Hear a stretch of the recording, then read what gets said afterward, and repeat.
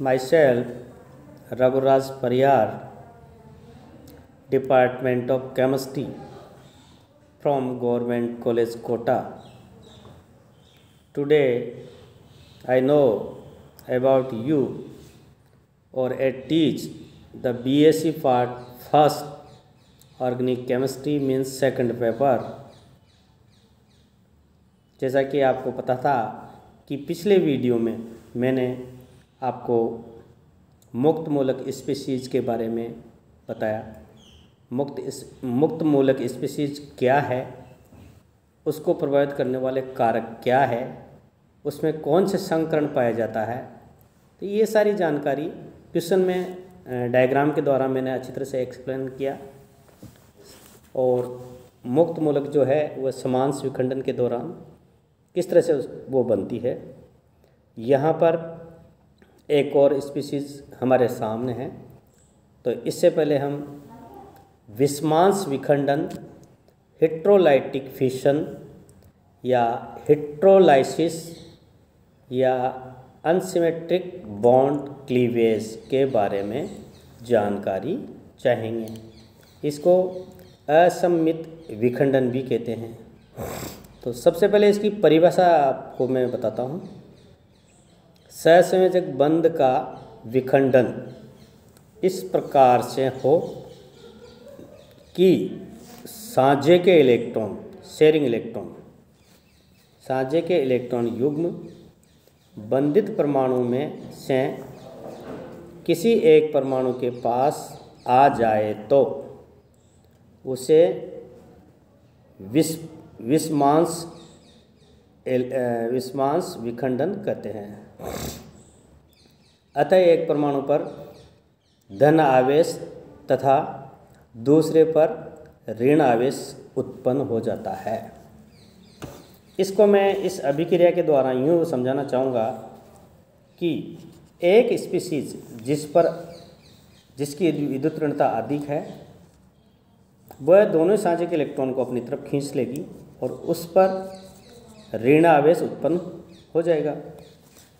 और जो कम विद्युत ऋणी स्पीशीज है या तत्व है, उस पर धन आवेश उत्पन्न हो जाएगा। यहाँ पर हम लेना चाहेंगे जैसे कार्बन की अपेक्षा इस इक्वेशन में, जिससे कि x means halogen, chlorine, bromine, iodine, तो कार्बन की अपेक्षा हेलोजेंस की विद्युत ऋणता अधिक होती है, तो हेलोजेंस पर नेगेटिव आवेश आएगा और कार्बन पर पॉजिटिव आवेश आएगा। जैसे ये स्पीशीज है, इस स्पीशीज में जो कार्बन और हेलोजन के बीच में जो बंध है, इस बंध के इलेक्ट्रॉन को हेलोजन खींच लेता है अपनी तरफ, और ये मध्यवर्ती स्पीशीज जिस पर धन आवेश है, जिसको कार्बोकेटाइन कहेंगे, इस तरह से कार्बोकेटाइन बन जाएगा। और वह स्पीशीज जिस पर दोनों इलेक्ट्रॉन चले जाते हैं और ऋण आवेश उत्पन्न हो जाता है, उसको कार्बोनियम आयन, कार्बेनाइन कहते हैं। ठीक है, अब इसके बारे में एक एक करके हम यहाँ पढ़ेंगे। पहले कार्बोकेटाइन क्या है। जब कार्बन से सहसंयोजक बंध द्वारा जुड़ा परमाणु कार्बन से इलेक्ट्रोनेगेटिविटी अधिक होती है, तो वह इलेक्ट्रॉन युग्म को अपनी तरफ आकर्षित कर लेता है और कार्बन परमाणु पर धन आवेशित उत्पन्न हो जाता है। इस प्रकार की बनी हुई मध्यवर्ती स्पीशीज को कार्बोकेटाइन कहा जाता है। जैसे मैंने ऊपर समीकरण में आपको बताया भी है, इसकी कार्बन की विद्युत ऋणता कम है, इसलिए इस पर पॉजिटिव आवेश उत्पन्न हो जाता है। अब पढ़ेंगे structure and stability of carbocation. We know what is the structure and what is the stability of carbocation. इसके बारे में पहले हम लिखेंगे। कार्बोकेटाइन में कार्बन परमाणु सबसे नंबर 1 sp2 संकरण अवस्था में होता है। इसमें जो संकरण पाया जाता है वो sp2 है। अतः इसका आकार त्रिभुजीय समतलीय होता है।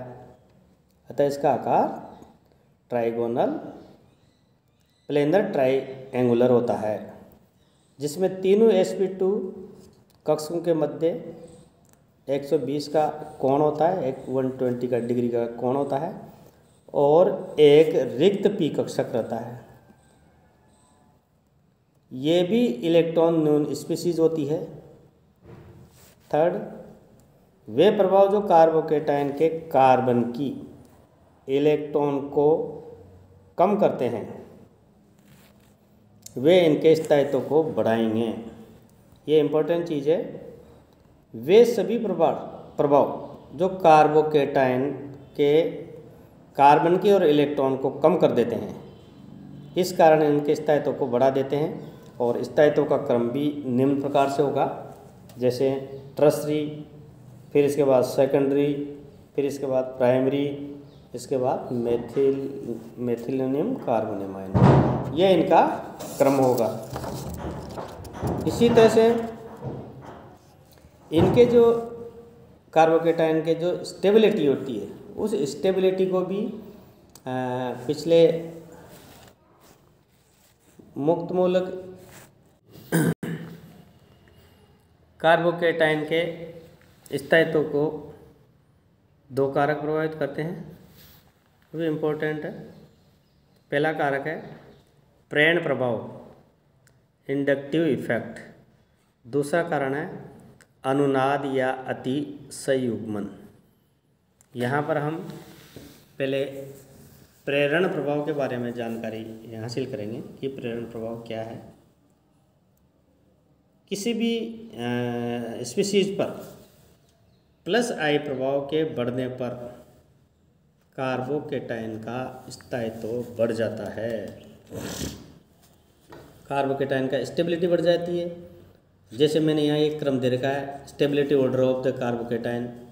Tertiary is more stable comparison to secondary, secondary is more stable comparison to primary, and इस तरह से मतलब इनका एक क्रम है। क्वेश्चन भी इसी तरह से आएंगे, आपको 2 या 3 क्वेश्चन इस तरह से कि प्रत्येक मुक्त मूलक जो है, सॉरी मुक्त मूलक क्या ये स्पीशीज कार्बोकेटायन द्वितीय की अपेक्षा अधिक स्थायी क्यों है, या द्वितीय प्राइमरी की अपेक्षा अधिक स्थायी क्यों होता है। ये सब आपको एक लाइन में इसका स्पष्टीकरण देना है, इसका उत्तर देना है। मैं आपको बता देता हूँ। आर समूह की प्रकृति, आर मीन्स एलिकल समूह की प्रकृति प्लस आई प्रभाव के कारण इलेक्ट्रॉन प्रतिशत करने की होती है। जितने भी आर समूह होगा वह आई प्रभाव के कारण इलेक्ट्रॉन को रिपल्सिव कर देंगे। अर्थात जब एलिकल समूह की धनावेशित कार्बन परमाणु से जुड़े होंगे तो वे प्लस आई प्रभाव के कारण उस परमाणु की इलेक्ट्रॉन न्यूनता को कम कर देंगे, क्योंकि उस पर पहले से पॉजिटिव आवेश है, उसमें आर समूह जुड़ गया तो वह प्लस आई प्रभाव कर डालेगा और उनके स्थायित्व को बढ़ा देंगे, क्योंकि उसमें पहले धन आवेश होने की वजह से उसका स्थायित्व कम था, लेकिन नेगेटिव आवेश पहुंचने पर उसका स्थायित्व बढ़ा देंगे। यानी कि यही कारण है कि प्रत्येक ब्यूटाइल कार्बोकेटायन की तरफ जाने का मतलब होता है मेथिल समूह की संख्या लगातार बढ़ रही है, और मेथिल समूह की संख्या लगातार बढ़ रही है तो प्लस आई प्रभाव भी लगातार बढ़ रहा है, अतः स्थायित्व भी लगातार बढ़ता जाएगा। ये हम बेस्ट एग्जाम्पल इसके द्वारा हम अच्छी तरह से समझ सकते हैं। जैसे मान लो एथिल कार्बोनियम आयन, इसमें एलिकल समूह की संख्या 0 है। फिर इसी तरह से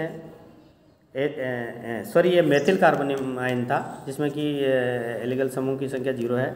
फिर एथिल है, इसमें एलिकल समूह की संख्या 1 है, CH3 जो है। इसी तरह से आइसोप्रोपिल, इसमें जो R समूह की संख्या है वह 2 है, इसलिए तृतीयक ब्यूटिल, इसमें R समूह की संख्या 3 है। तो जितने अधिक मेथिल समूह होंगे वह उतने ही अधिक इलेक्ट्रॉन न्यूनता को कम करेंगे, यानी कि प्लस आई प्रभाव डालेंगे, और प्लस आई प्रभाव डालने के कारण उसके स्थायित्व में वृद्धि होती जाएगी। यही कारण है कि मेथिल के अपेक्षा जो जो नीचे की तरफ चलते हैं एथिल अधिक स्थायी होगा, एथिल से फिर आइसोप्रोपिल अधिक स्थायी होगा, क्योंकि आर समूह की संख्या बढ़ती जाती है। और एंड में सबसे अधिक स्थायी प्रत्येक ब्यूटिल होगा, क्योंकि इसमें 3 मेथिल समूह की संख्या है। तो ये पहला फैक्टर था प्रेरण प्रभाव। हम दूसरा जो फैक्टर है अनुनाद या अतिसंगमन, इसको दूसरे वीडियो में पढ़ेंगे। यहाँ पर इतना ही बहुत है। सभी को बहुत बहुत पुनः एक बार धन्यवाद।